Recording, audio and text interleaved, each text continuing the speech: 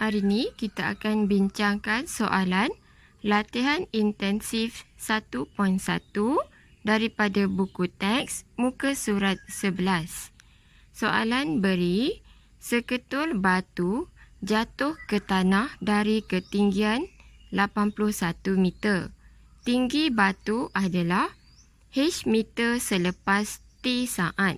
Dianggarkan oleh persamaan yang diberi, iaitu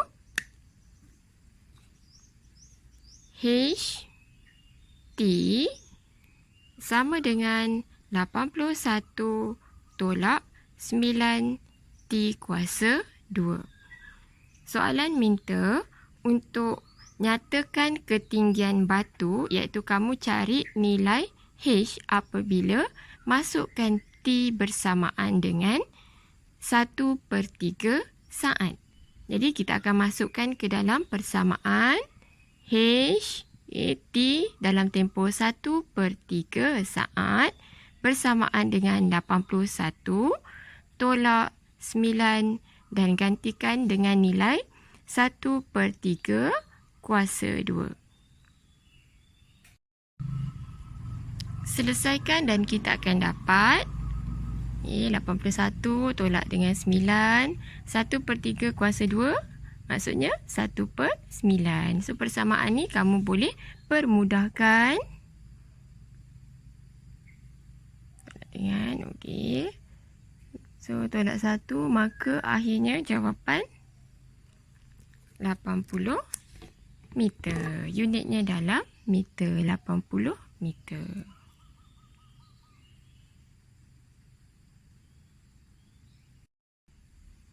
Kita bincangkan soalan yang kedua, 5A2.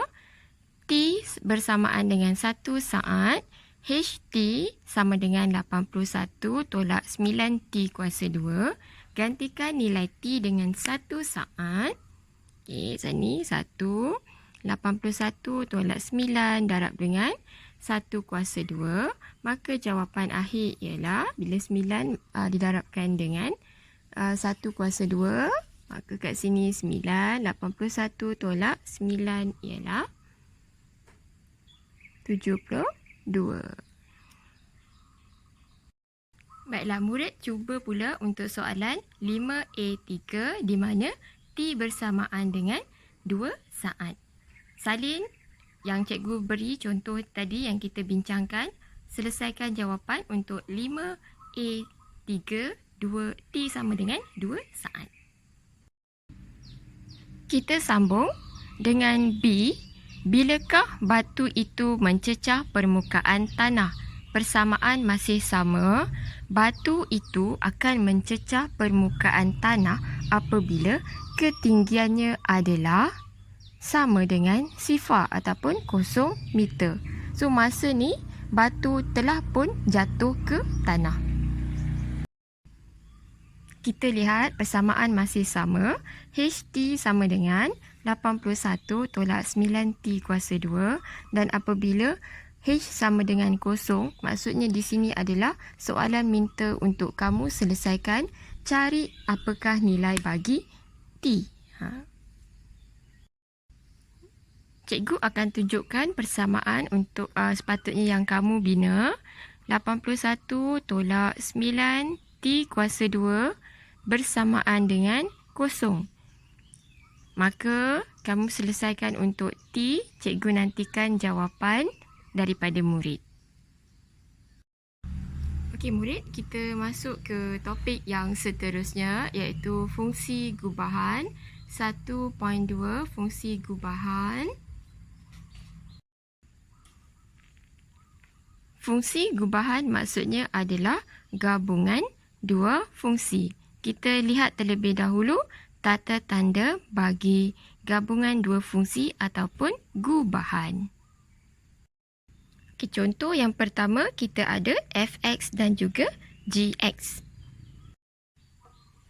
Okay, contoh yang pertama, cikgu ada f2x dalam bentuk tata tanda fungsi bersamaan dengan f adalah gubahan fx. ataupun gubahan bagi fungsi f(x). Ini yang dinamakan sebagai tata tanda.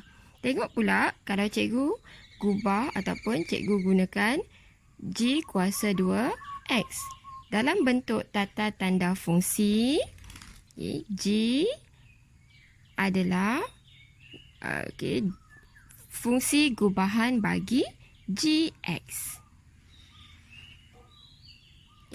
Contoh yang seterusnya, kalau cikgu nak buat fungsi gubahan f(gx). Maka dalam tata tanda fungsi f, dalam kurungan gubahan gx. Last sekali, kalau kita gubah pula fungsi gfx. Dalam tata tanda G adalah fungsi gubahan fx.